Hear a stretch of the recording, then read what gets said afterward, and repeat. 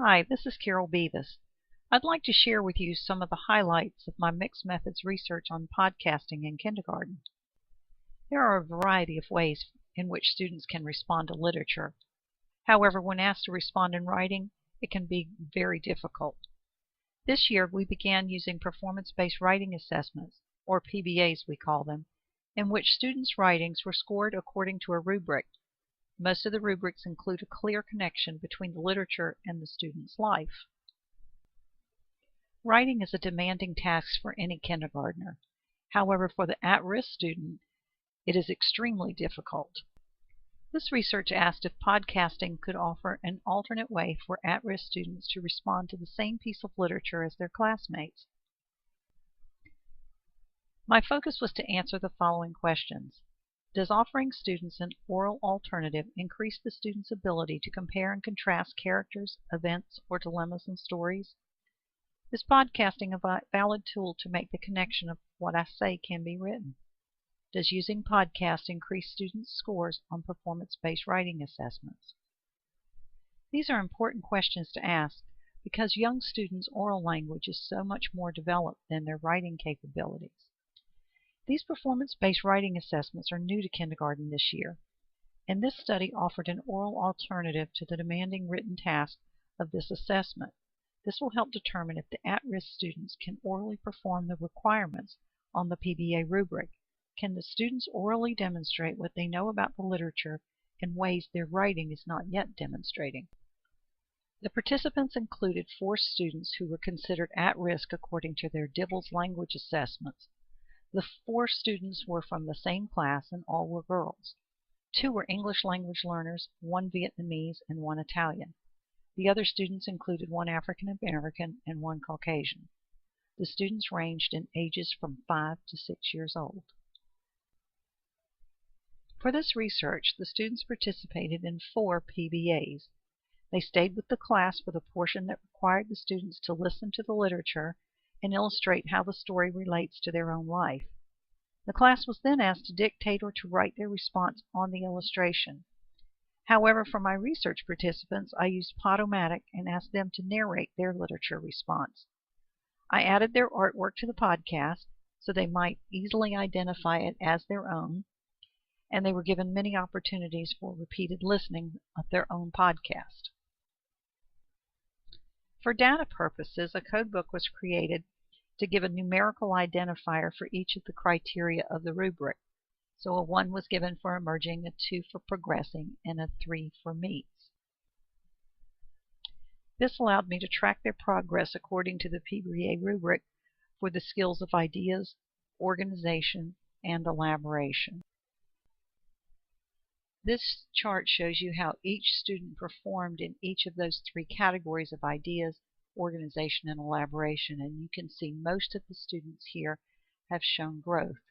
However, elaboration, you'll see, does not show as much growth as the other 2 categories.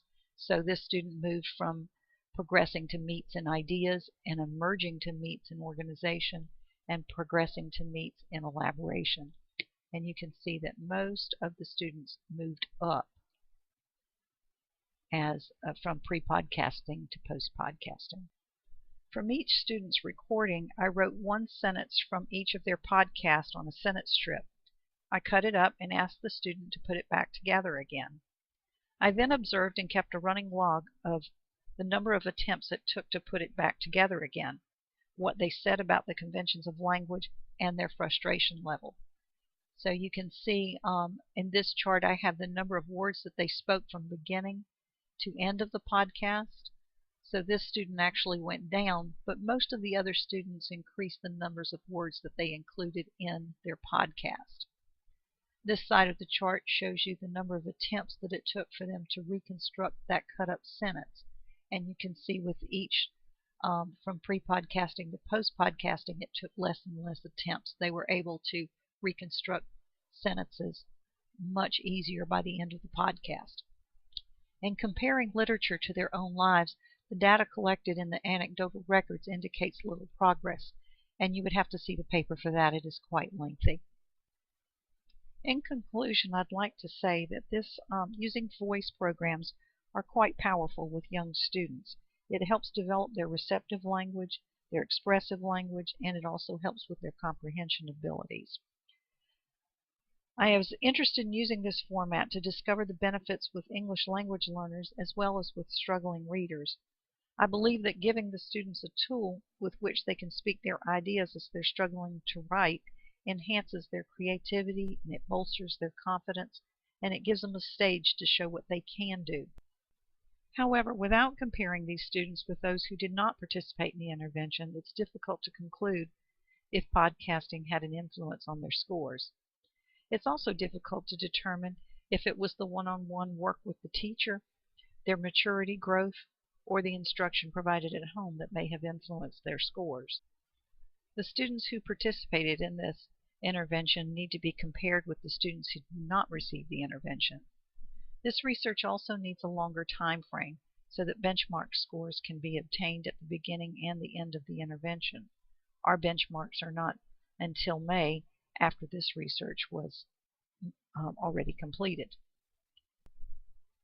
In the end, this was a positive experience for these students. They benefited from the intervention most likely because of the one-on-one encounters with the teacher. They also really enjoyed finally having a product that they could share with the rest of the class. They worked hard and never once put their head down and gave up in ways they did when asked to write. They encouraged each other and were critical of their own work, often saying, "No, let's do it over again." This was a good intervention to differentiate instruction for this group of students. This was an interesting project, and I look forward to learning about new technologies that use young students' wonderful verbal skills.